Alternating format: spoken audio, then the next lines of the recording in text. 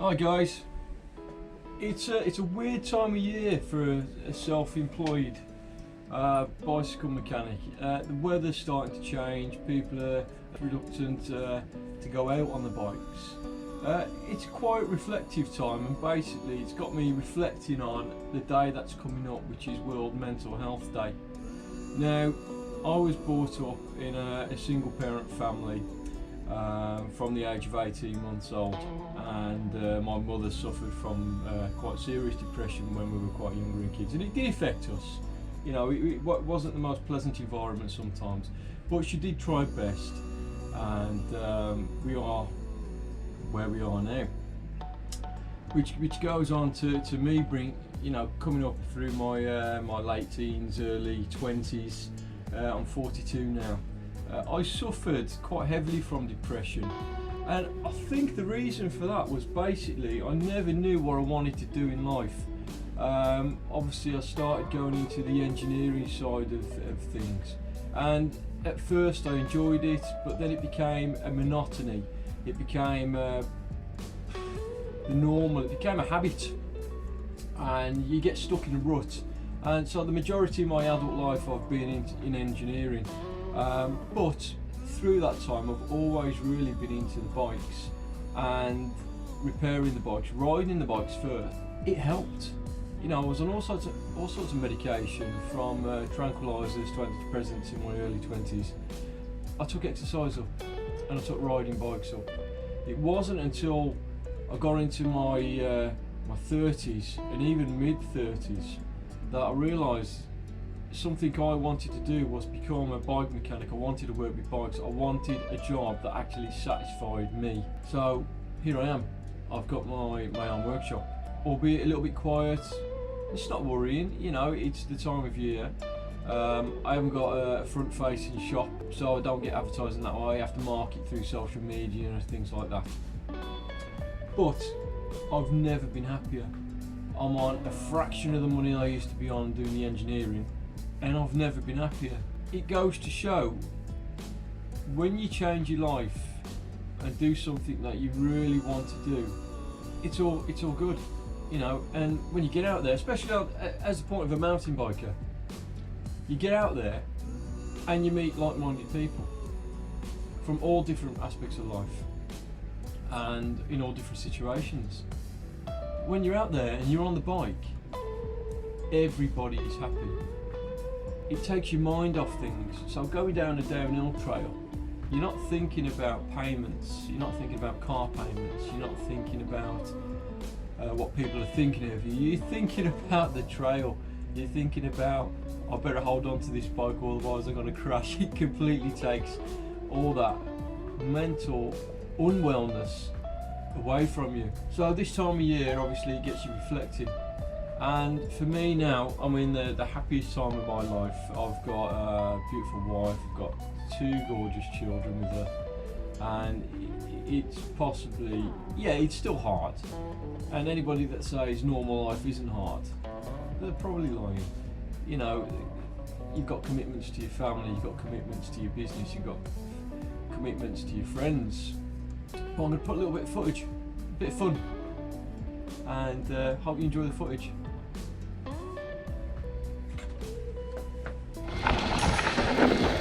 It's exhausting. Woo! To be honest, most people would need mountaineering gear to cycle up the hill I just did. Whoa, good comeback. You hold on here. You've got some pressy levers to play with on the way. Or we could call it your mom, because it's, Oh, that's the 4th, yeah. because it's dirty. 510s aren't really the grippiest of mountaineering shoes. This is what you can do with 2 of you. Mental illness, there's a stigma behind it.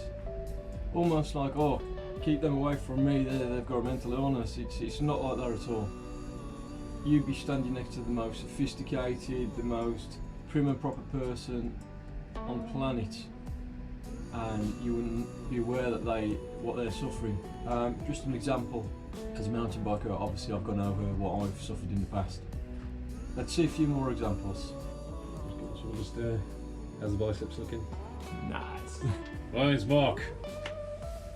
I'm Batman. I'm Batman. I'm Mark Jeffries. I'm professional photographer, self-employed photographer, background artist, film actor, character actor and Superman lookalike.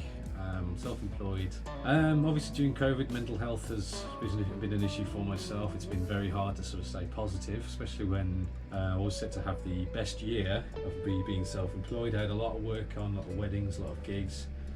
I'd just come off a film set as an extra on a film in Blackpool. Everything was looking positive, and then this all happened. All the weddings that I had booked for this year had got moved, and I decided I sort of have to try something and try and take my own path, or otherwise, you know, I'm going to just regret it. And that's one thing I don't want to do, is end up getting to a certain point off and regretting that I never tried. So I decided to do that 3 years ago, and it was very hard at the start, especially at one point having literally no money in my account.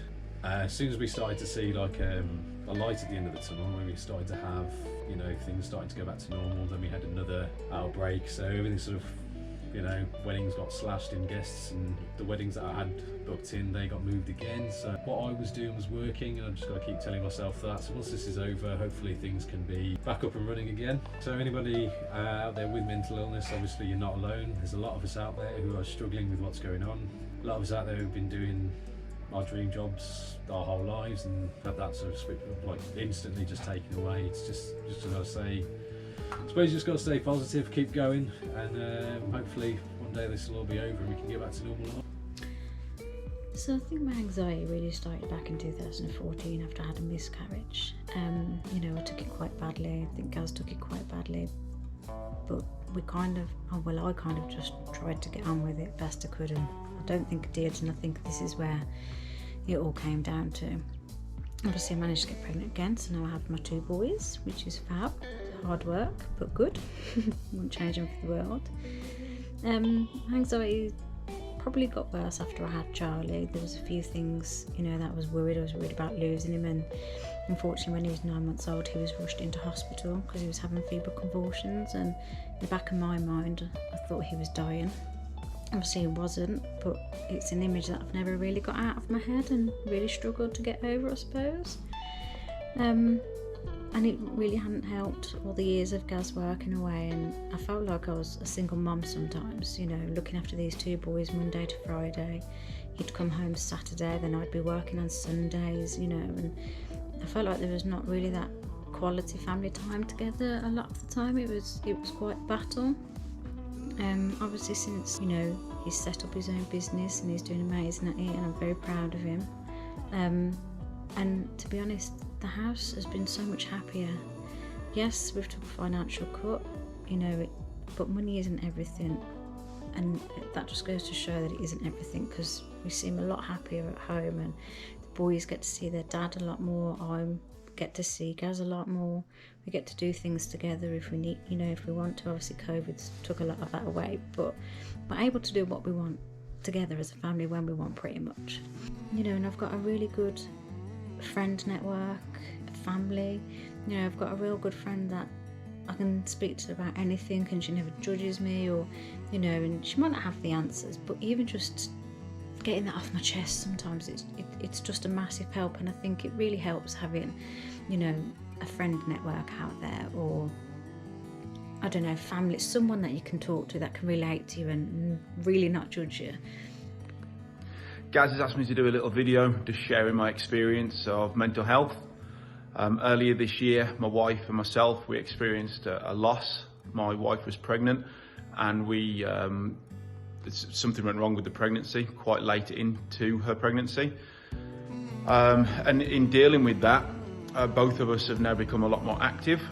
I used to do mountain biking earlier on in life, in my teenage years, and I decided to take it back up again. Just riding up and down the canal occasionally, and that's turned into quite a big thing now for me. I now cycle to work every single day. I've bought a road bike to do that.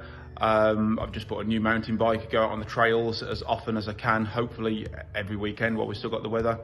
And it's helped me immensely, just being outside in the fresh air, being active, getting the endorphins working in your brain. It has helped me a huge amount. If it wasn't for exercising and cycling and mountain biking and just being active, I wouldn't be as strong as I am now. It's made me feel stronger than I've ever felt before, both physically and mentally. So I've put a few interviews on here. Obviously, it goes to show the community out there, and indeed anyone that suffers from any kind of mental health, you are not alone. From any walks of life, from bike mechanic to actor to teacher to housewife. You're not alone. We're all out there, we're all in the same situation, especially during this crisis. So what I'm trying to say, life's short. You've really got to take the bull by the horns. You've got to do the things that you want to do. Sometimes you have to make a financial sacrifice in order to achieve what you want.